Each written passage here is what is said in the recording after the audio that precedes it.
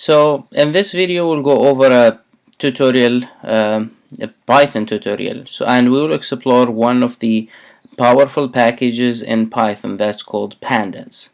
So Pandas is one of the well-known packages that's used by machine learning engineers and data scientists to pre-process data and clean data, prepare data in general, and feed it to machine learning models. So for training the data, for training the models, or applying any type of operations on the model.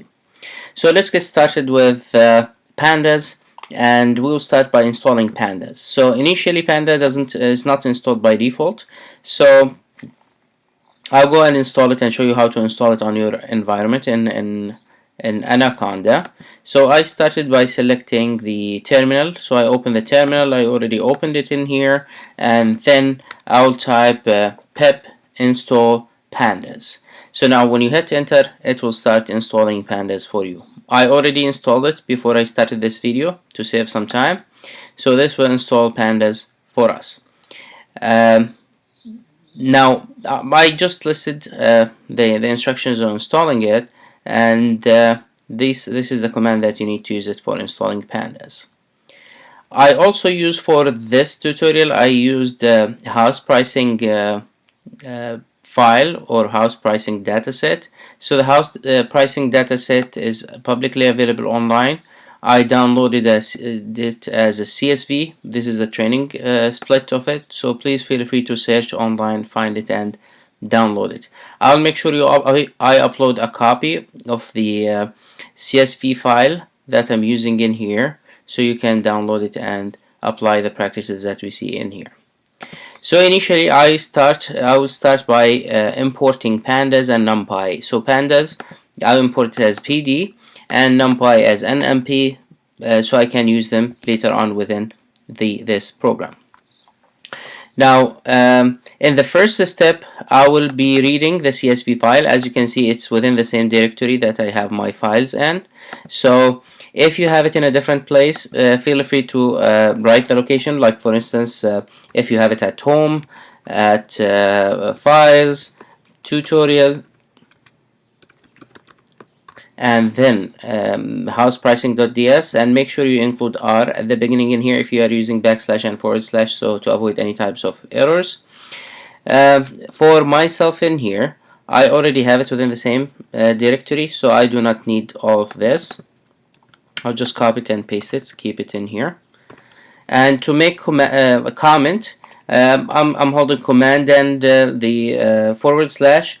If you want to do the same on Microsoft Windows, it should be control and forward slash. So this will create automatic comments for you, or comment the current line that you are in, or the selected lines. So now my file, it's house price underscore ds. It's a CSV file. Let me just open it. As you see, you can open it also in Jupyter Hub, and it should be direct and easy to open it and view it quickly. I do not recommend you to get used to the habit of opening the files from JupyterLab, because if the file is huge, you might not be able, that might crash even your browser. So as you see in here, I have 1460 lines within this file, and I have multiple variables. So we'll open it in Pandas and try to play with it and see what type of statistics and quick analysis that we can do with it. So as you see in here, I added a comment, so you can also read Excel file. So reading Excel file will require more details, and there is a package that you need to install as well, but mainly the command is pandas.read_Excel.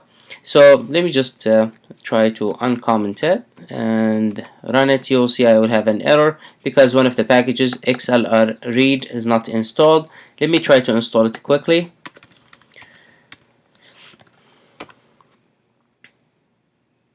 Okay, so you see it's I installed it now. However, my file is of the extension .csv, so it will give me another error now that the file doesn't exist. So I'll just comment it out, and if you have an Excel sheet, feel free to read it using pd.read_Excel. Now I read my Excel sheet using pd, which is the panda that I imported in here, .read CSV, and the file name followed by the extension with the full path, and I will save it within house data DS. So I would like to see my data and see the what I have within my file. So, or yeah, within the file. So I can just view the first few lines of the file. So the data frame, so this is called data frame. The data frame dot head will display the first 5 lines from my file with all columns. So as you can see in here, Pandas is showing various part is unable to show it in here because we have many columns within this data set. There are a few settings that you can change to change the number of columns as well as the number of rows that head will display. I will not go into them at this moment, but feel free to search them online and you should be able to find them. Now, I would like to show, instead of just showing the first 5, I would like to show more, like maybe 15 lines. So you can type as a parameter for head how many lines you would like to show. So head 15, it will show you the first 15 rows. It's 0 based indexed list, so the first row will be at index 0. Now, let's move on and see what else. So I would like to see the bottom 10 elements or the bottom 5 elements within my list. So you can just go with tail. This will show you the last 5 rows. If you would like to see the last 10, so you can just add a parameter as 10 in here, will show you the last 10 values. And you can also save them in a variable. Let's just call it a variable 1 equals tail of 10, and this will extract the last 10 entries and just save them within this variable. So you can see in here we have only 10 variables. If you would like to extract a certain data point, similar to how we do it in arrays in other programming languages like C and C++ and MATLAB, so you can do that using iloc. However, Pandas is not designed to deal with individual elements. So the goal of Pandas to run in parallel, and that should make things run faster. So try to avoid using individual locations unless it's necessary.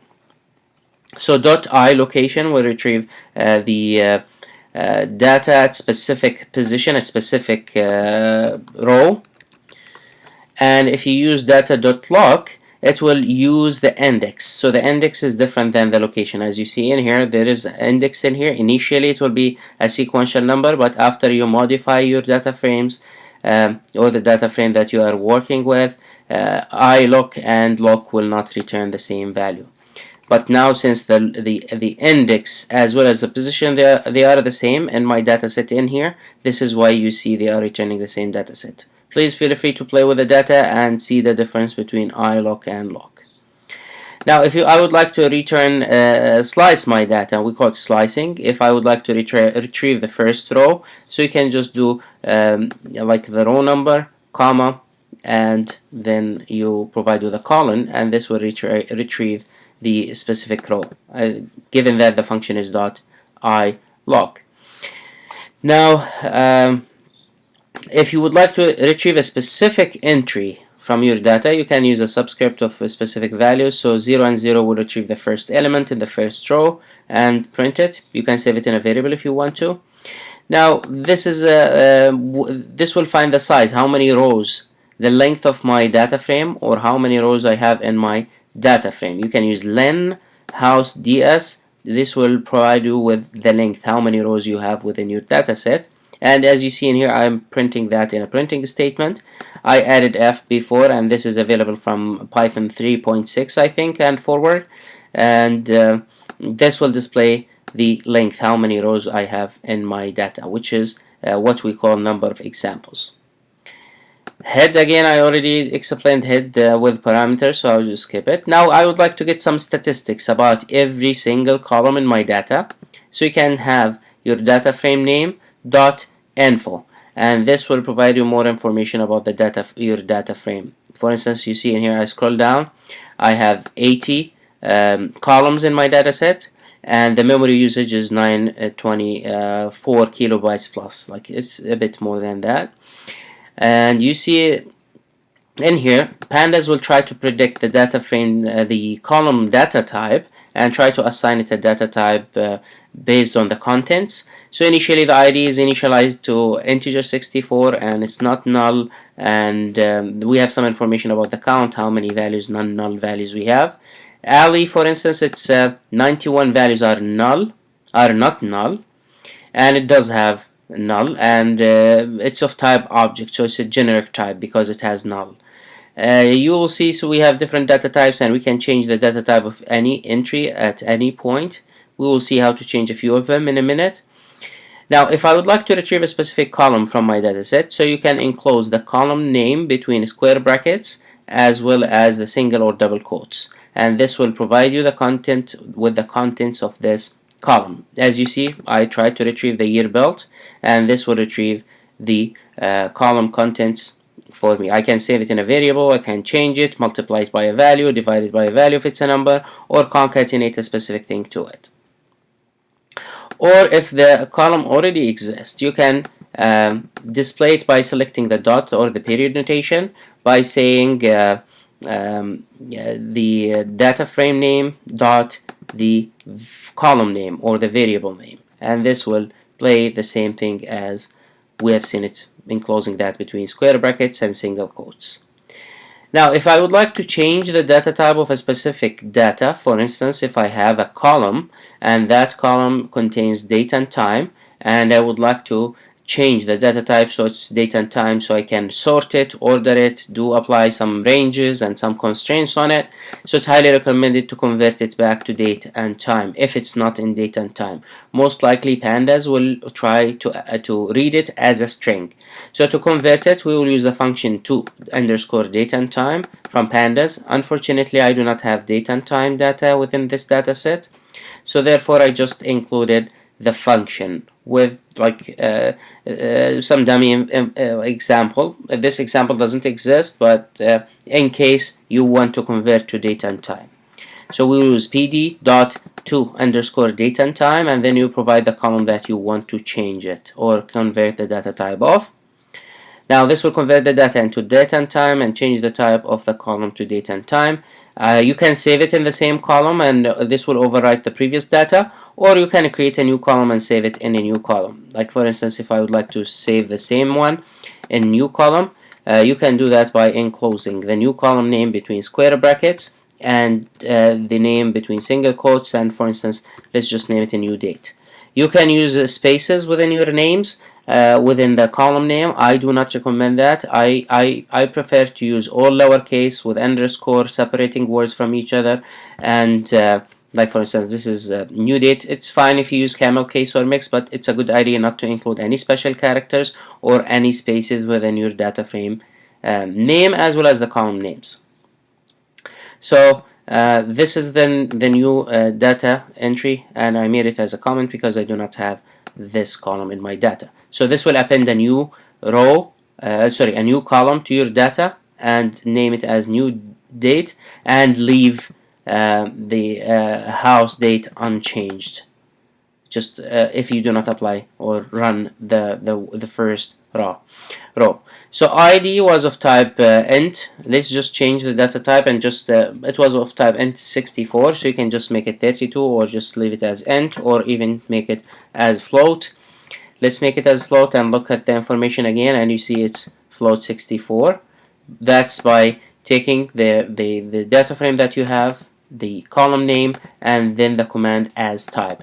Let's put it back as an int and then assign it to the same column, or you can create a new column in fact and save that value in it. But in my case, I just want to change it in place. So you see in here I'm running info, so I can see the change in here. This is a float. When you run it, you will see it's int 64. Now I would like to see all of the column names that I have within my data, so you can go with house underscore dataset dot columns, and this will show you the column names that you have in the form of an array or a list. If you would like to visit them one by one, you can use for I, like for instance for a column and the list of columns, and let's print them in a call. Let's add print and you'll see they are printed in here. Let's just add sort of the index, so I'll just use IDX, and for the same entry I'll use the command enumerate. This enumerator will generate an enumerator with index for each entry. Then I can add IDX comma, just leave a space, and then the column name, run it, and you see we have the index next to the column name. So as I said, we have 81 columns, and these 81 columns, because I start from 0, and these are their names. You can retrieve them, rename them, change the name. It's out of the class this session's scope, renaming data frames, but if we need it, we will go over it. Sometimes you have data frames will have missing data. If you would like to find the missing data, you can find them either in the form of null or is not available. So if it's is null, you can use is null to identify the is null values, or you can use is NA. That can be applied on the overall data frame, or you can apply it on a single column. So in my case, I'm trying just to find, let's just look at it as NA and save it in a variable that's called NA stat. So this will show me true or false if the value is not available. You see in here these values are not available. If you would like to have some statistics about how many rows, or like in your rows, how many, in your columns, how many values are not available, so you can do that by doing .sum, and this will apply to all columns. And you see in here, like for instance, it's showing me that the fourth column called lot front tag has 259 entries that are not available. Let's look at how many entries again we have in our data set, and now this shows us 1460. You can drop the not available data, but since I have a lot of not available data within my data frame, so that will drop all of that. So this command will drop all of the rows that includes not available entries, and I think I have a few columns that all of them are not available. So this will delete all of my data. But in case you want to drop the not available data, you can just apply or run this line, and this will drop all rows that includes at least one not available data.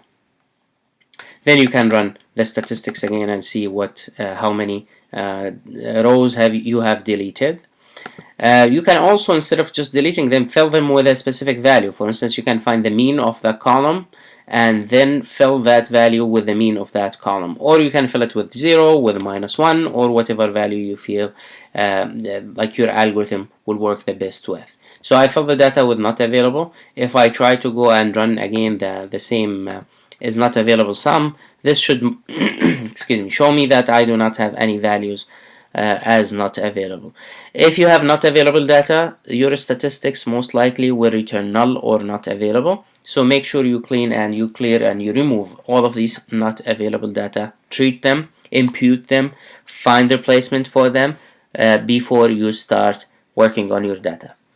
Now, one cool feature and one thing that makes Pandas very powerful is it can do simple statistics in parallel on your data, on your columns.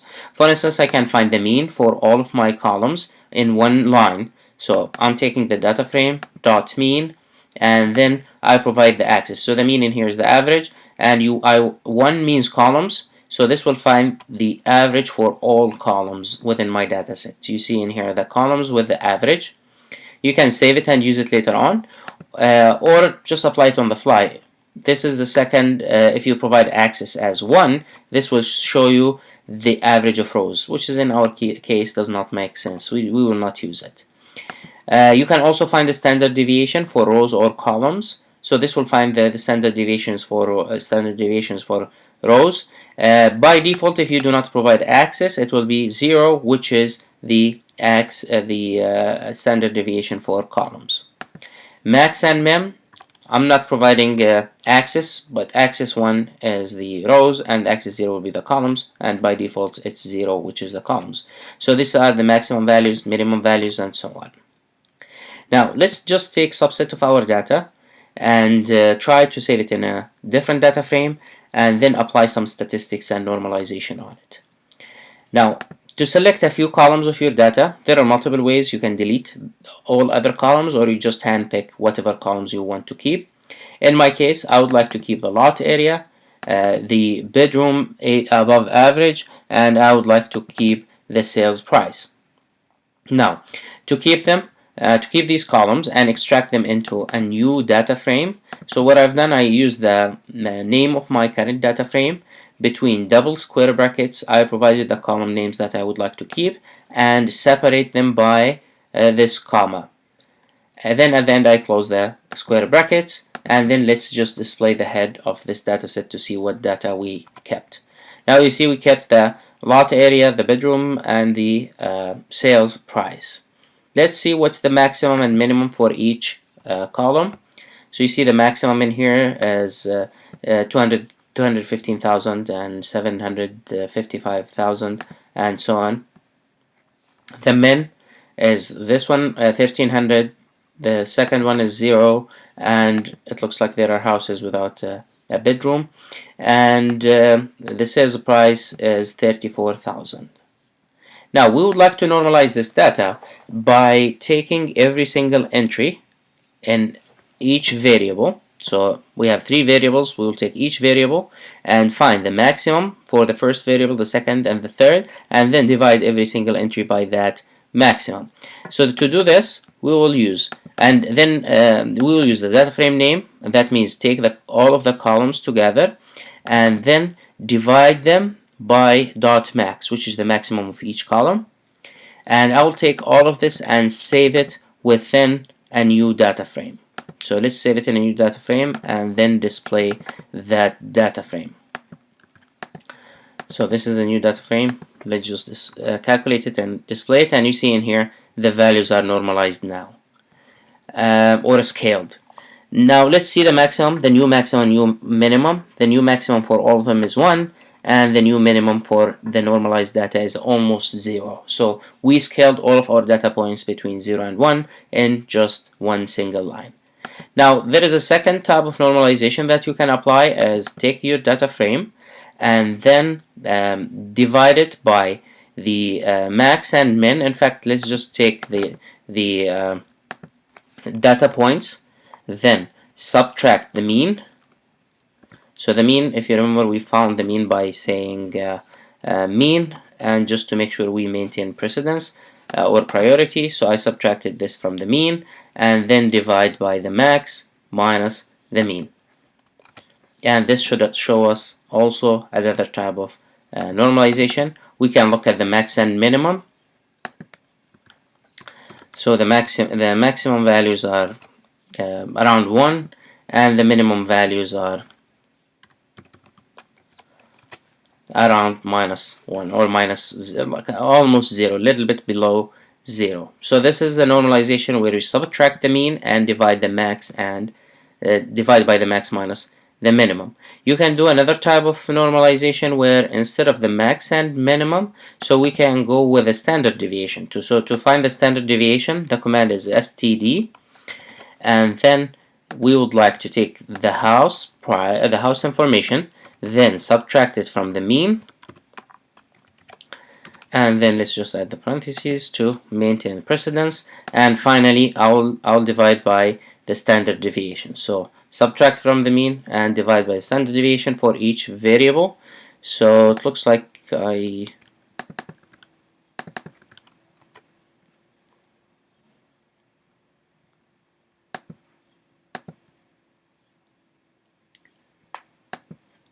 so there is a extra parentheses in here, and you see my data is now normalized. If you would like to save the maximum values and print them, save the minimum and print them, feel free to do so. So these are the maximum and the minimum values. I saved the minimum values and the maximum values in T, then I printed the minimum within a printed statement, and finally you can save your intermediate data and just place it into a text file or a CSV file or even Excel sheet. So for instance, let's just try to save this one in Excel sheet, and it will be the same command, but instead of CSV I'll just save it to Excel or CSV. So this is a new file name. Remember, if you already have the file already exists on your current directory, it will overwrite that file and it will not give you any warnings. So be careful when you write a file. Make sure that you do not have that file already exist on your either local directory, or if it's not in the same folder, you can provide the full path. So now for the Excel sheet, I would like to change the name. I should change the name, in fact, and the name will be, the extension name is XLSX. Since these two different extensions, we should be fine if the file name is the same. I would like to remove the index, because the index is usually changed. Whenever you modify your data frame, the change will be changing, the index will be changing, sorry. So I like to exclude it. So when I save it, I like to set index equals false, and I would like to include the header, which is the titles that we have, the column headers. So run this command. It looks like we have a problem. So we have a module that doesn't exist, or a package. Let's install this package. Pip install, and this is the package. Open PyXL. Okay, so the package is installed now. Let's run the code again and hope it will run. Okay, it runs now. If you look within my home directory, I do not see the Excel sheet. Refresh now the Excel sheet in here, and you can use it from the operating system.